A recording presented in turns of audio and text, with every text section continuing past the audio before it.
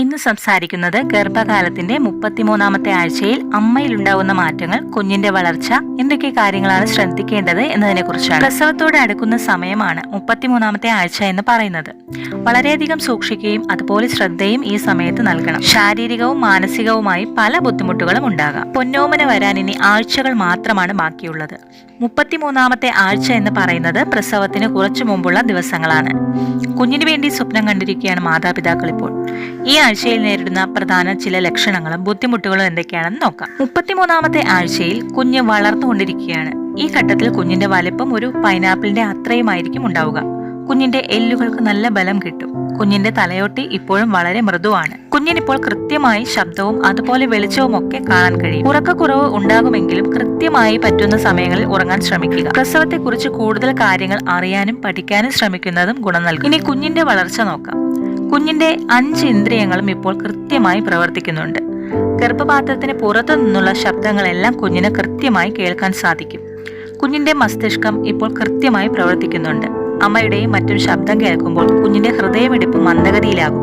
മാത്രമല്ല, അവർ ശാന്തരാകുകയും ചെയ്യുമെന്നതാണ് മറ്റൊരു പ്രത്യേകത. 33ാമത്തെ ആഴ്ചയിൽ കുഞ്ഞിന്റെ ഭാരം കൂടിക്കൊണ്ടിരിക്കുകയാണ്. പുറത്തുനിന്നുള്ള വെളിച്ചവും അവർക്ക് കൃത്യമായി അറിയാൻ കഴിയും. മാത്രമല്ല, അവരുടെ കണ്ണുകൾ പൂർണ്ണമായും വികസിച്ചിട്ടുണ്ടെന്നതാണ് മറ്റൊരു പ്രത്യേകത. ഈ ആഴ്ചയിലെ മറ്റൊരു പ്രധാന മാറ്റമാണ് കുഞ്ഞിന്റെ എല്ലുകൾക്ക് ബലം വരുന്നത്. കുഞ്ഞിന്റെ തലയോട്ടി ഇപ്പോഴും വളരെ മൃദുവായിരിക്കും.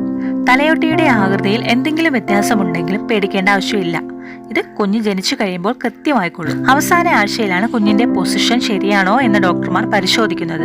33ാമത്തെ ആഴ്ചയിലോ അല്ലെങ്കിൽ അത് കഴിഞ്ഞോ ഇത് നോക്കാറുണ്ട്. 33ാം ആഴ്ച എന്ന് പറയുന്നത് 8ാം മാസമാണ്. ഇനി 33ാമത്തെ ആഴ്ചയിൽ അമ്മമാർ നേരിടുന്ന പ്രധാന ബുദ്ധിമുട്ടുകൾ എന്തൊക്കെയാണെന്ന് നോക്കാം. പ്രധാനമായും അനുഭവപ്പെടുന്നത് ഇടയ്ക്കിടെയുള്ള മൂത്രമൊഴിക്കലാണ്. മൂത്രസഞ്ചിയിൽ കുഞ്ഞ് അമിതമായി സമ്മർദ്ദം ചെലുത്തുന്നതാണ് ഇതിന്റെ കാര്യം.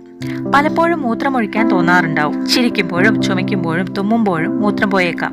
മൂത്രം അമിതമായി പോകുന്ന പ്രശ്നമുണ്ടെങ്കിൽ ഒരു പാന്റി ലൈനർ ധരിക്കുക. വെള്ളം കുടിക്കുന്നത് കുറയ്ക്കരുത്, കാരണം ജലാംശം നിലനിർത്തുന്നത് വളരെ പ്രധാനമാണ്. വീട്ടിൽ നിന്ന് ഇറങ്ങുന്നതിന് മുമ്പ് അല്ലെങ്കിൽ ജോലി സ്ഥലത്ത് പോകുമ്പോഴോ പാന്റി ലൈനർ ഉപയോഗിക്കും. പിന്നെയുള്ളത് ബ്രെക്സ്റ്റണിക്സ് ആണ്. പ്രസവം അടുക്കും തോറും ബ്രെക്സ്റ്റണിക്സ് ഉണ്ടാകാനുള്ള സാധ്യത വളരെ കൂടുതലാണ്.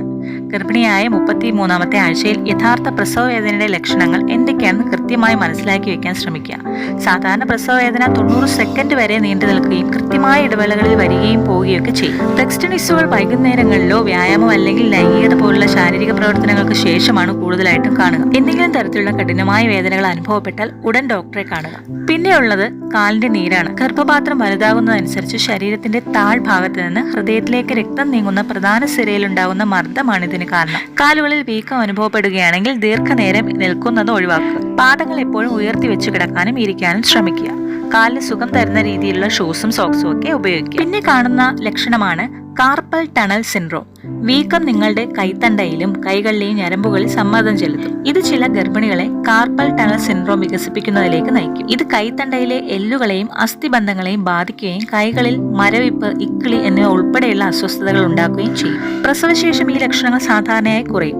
വീക്കം സഹിതം അസ്വസ്ഥത അപ്രത്യക്ഷമാകും. പിന്നെ ഉണ്ടാകുന്നത് ശരീരത്തിലെ ചൊറിച്ചിലാണ്. ഗർഭിണികളിൽ സ്വാഭാവികമായി നേരിടുന്ന പ്രശ്നമാണ് ചൊറിച്ചിൽ. വയറിലെയും സ്ഥലങ്ങളിലെയും ചർമ്മം വളരെയധികം സ്ട്രെച്ച് ചെയ്യാനുള്ള സാധ്യത ഗർഭകാലത്ത് കൂടുതലാണ്. അതുകൊണ്ട് തന്നെ ശരീരം വരണ്ടതാകാനും അതുപോലെ ചൊറിച്ചിലുണ്ടാകാനുള്ള സാധ്യത വളരെ കൂടുതലാണ്. രാവിലെയും രാത്രിയും മോയ്സ്ചറൈസർ ഇടുന്നത് ഈ പ്രശ്നം ഒഴിവാക്കാൻ സഹായിക്കും. പിന്നെ ഉണ്ടാകുന്നത് അടിവയറ്റിലെ വേദനയാണ്. ചിലർക്ക് ഗർഭകാലത്ത് അടിവയറ്റിൽ വേദന ഉണ്ടാവാറുണ്ട്. ആദ്യ ആഴ്ചകളിൽ ഇത് ശ്രദ്ധയിൽപ്പെട്ടാൽ തീർച്ചയായിട്ടും ഡോക്ടറെ കാണുക. എന്നാൽ 33ാമത്തെ ആഴ്ചയിൽ ഇത്തരം പ്രശ്നങ്ങൾ ഉണ്ടായാൽ അത് സ്വാഭാവികമാണ്. പക്ഷേ അമിതമായി ബുദ്ധിമുട്ട് തോന്നിയാൽ ഡോക്ടറെ കാണാൻ മറക്കരുത്. അതുപോലെ ശ്രദ്ധിക്കേണ്ട കാര്യമാണ് ഭക്ഷണം. നല്ല ഹെൽത്തി ആയിട്ടുള്ള ഭക്ഷണങ്ങൾ കഴിക്കാൻ ശ്രദ്ധിക്കുക.